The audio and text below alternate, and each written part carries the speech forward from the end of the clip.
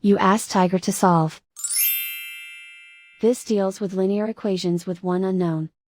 The final result is x equals 5. Let's solve it step by step. Simplify the expression. Expand the parentheses.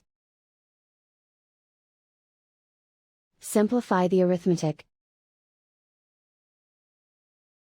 Group like terms. Simplify the arithmetic. Group all constants on the right side of the equation.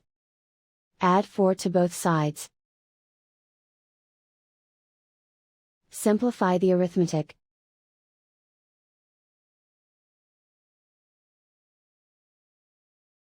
Isolate the x.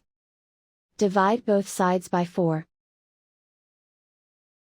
Simplify the fraction. Find the greatest common factor of the numerator and denominator.